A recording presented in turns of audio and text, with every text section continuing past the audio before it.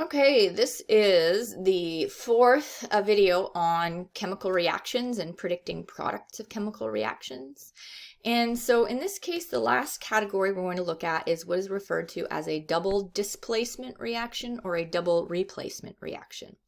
So let's take a look at the general form for this reaction. So we will say AB plus CD goes to make AD plus CB. Now, that seems like a lot, but let's break it down.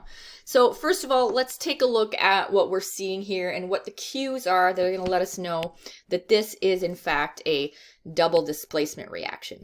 What makes this unique in comparison to other reaction types that we've seen? So first of all, I'm hoping you're seeing that we have a compound reacting with another compound. So, remember, we're not going to see this little bit about AD and CB. So, you're only going to see the reactants. So the fact that you have a compound with a compound is your cue that we have a double displacement reaction. And so all that's happening here really is just that we have these couples switching partners. Okay? So notice if I were to break this down, I would have A, B, C, and D, right? Now remember that, and I'm just going to assign charges of one positive, one negative, one to each of these. Remember that A would be positive because it's first in the formula, and cations always go first in the formula. B would be negative because anions go second in an ionic formula. And so the same applies to C and D, right? And so let's see. Well, so what's happening when I look at this, product AD? Well, it looks like A positive is going to go with D negative, right? And that should make sense. Positive charges are going to want to go with negative charges. Now, a question students will often say to me is, well, why is this written as CB instead of BC? And so I'm going to ask you to maybe think about that. So I know definitely that C and B are going to go together because first of all, that's what's left. And also, they have those opposite charges, right? But why is C getting put first in the formula? Well, C is the cation, right? And remember, cations always go first in chemical formulas, in ionic compounds. Okay, so now that we've gone through the basics of what's going on here, we're just really seeing again partner switching, right? So A goes with D and C goes with B, just a switch of partners. Let's practice, and then you'll see that this is totally manageable.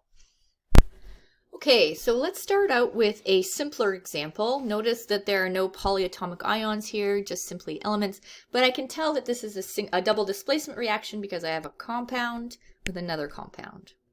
And so typically I will start by saying, just separating all of these elements out. Na, S, I've got H, and I've got Cl. And now I'm going to look on my periodic table and assign charges to each of these. And so sodium has a charge of +1, sulfur has a charge of -2. Hydrogen has a charge of +1, and chlorine has a charge of -1.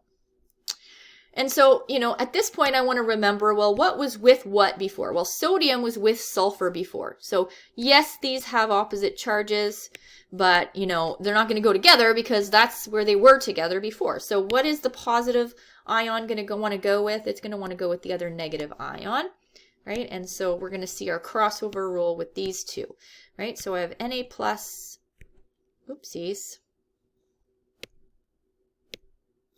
I have Na plus with Cl minus, and that will result in my first product, which is NaCl. And so now I'm going to go ahead and I'm going to do the same thing with my other two elements. So I have hydrogen with a +1. It's going to go with sulfur with a -2. And so bringing that down over here, I have H plus and S. 2 minus, and I cross those over, and that's going to give me my second product, which is H2S. And if I wanted to, I could go ahead and balance this. So I see 2 sodium, so 2. But that's going to affect my chlorine. So I'm going to go back and I'm going to see, oh, well, I have only 1 chlorine here, so I need to put 2 in front. And that will give me 2 hydrogens, but I already have 2 hydrogens, and now my equation is balanced. Okay, let's take a look at another example. All right, so this is another example that looks more complicated because I can see that I have some polyatomic ions here. So if you have that polyatomic ion chart there, you really should, so that you can maneuver through these questions and know what the ionic charges is, right? You don't have to remember that chart. You have access to it, and so let's utilize it. So we're going to go, this is no more challenging really than the other questions that we've seen. It just looks a little bit more challenging. So let me break this down for you. So what I would do first, again, as always, is I would just take these particular substances and just break them apart. And so I have barium, and I have hydroxide, I have sodium, and I have sulfate. And I'm just going to refer to my chart or my periodic table to identify the common ionic charges. So barium has a +2 charge. Hydroxide has a -1 charge. Sodium has a +1 charge. And again, from my chart on polyatomic ions, sulfate has a -2 charge. And so in this case now, I'm going to say, well, what barium was with hydroxide, right? It was with hydroxide, and that makes sense because they're oppositely charged. But barium is going to switch partners. So barium is now going to go with the anion from the other compound, and that is sulfate. So now I'm just going to apply my crossover rule. So I have barium with a 2+ charge, and I have sulfate with a 2- charge.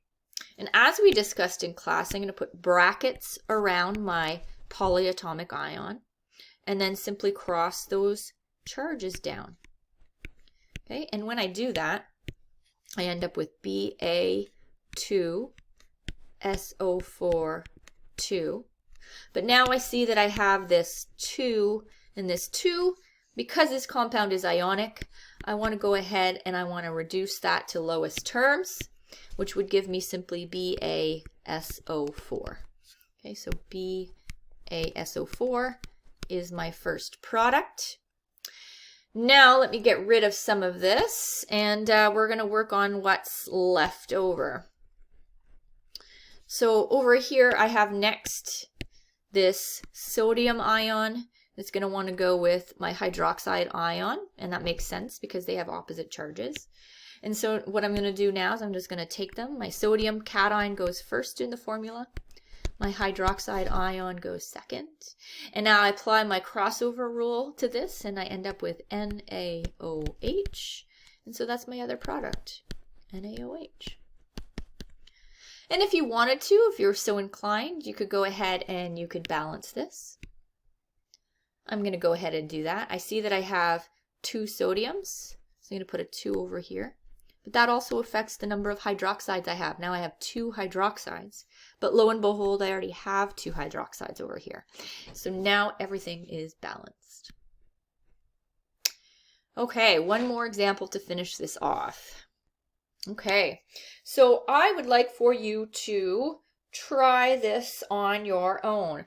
The question often says, well, if it's a, I can see tin is here, and tin is multivalent. So I'm going to tell you that this forms a tin 2 compound, okay? Okay, it's going to form a tin 2 compound. So you go ahead and try this and give it a go. And when you're ready, we can resume the video. Okay, so I'm going to take a look at this. First of all, I'm going to just write down my ions. So I've got tin, and I've already said it has tin with a 2+ charge, right? That's what this right here refers to. Carbonate, I know carbonate on my polyatomic ion chart has a -2 charge. Next I have silver. Silver has a +1 charge. And then nitrate on that polyatomic ion list has a -1 charge. And so if you did this right, you recognize that tin, the tin cation is going to go with the nitrate anion. And so when I cross those down, right, tin 2+, nitrate negative, I'm going to put some brackets around my polyatomic ion so that when this 2 comes down and crosses over, it's going to go outside those brackets. And so my first product is tin bracket NO3 bracket 2. And now let's look at what's left over. And so that leaves my silver ion and my carbonate ion. And so I'm going to go ahead and I'm going to take these and take a look at them down here. So I have silver first because it's the cation, and I have carbonate, which is CO3 2-. Now I want to put brackets around that polyatomic ion and then cross down any charges that are there. And what that gives me is it's going to give me Ag2 bracket CO3 bracket 1. But remember that when the bracket outside the bracket I have a 1, that means that the brackets really don't need to be there, and so I'm just going to get rid of them. And then I'm going to write out my other product, Ag2CO3. Okay, so hopefully you did okay with that, and or if you didn't, then when we took it up, it made sense. So a cue to you that you need to reach out for extra help is if when we took up this last question, you really struggled with it and you can't make sense of it. That's, that's an opportunity for you to go onto our Zoom meeting and ask for some extra clarification or practice, which I am more than happy to help you with. Now, in the meantime, you also have a worksheet on double displacement reactions along with an answer key. So I'm going to encourage you to work through those problems to best prepare for tomorrow's quiz on chemical reactions. All right, so that's it for now, folks.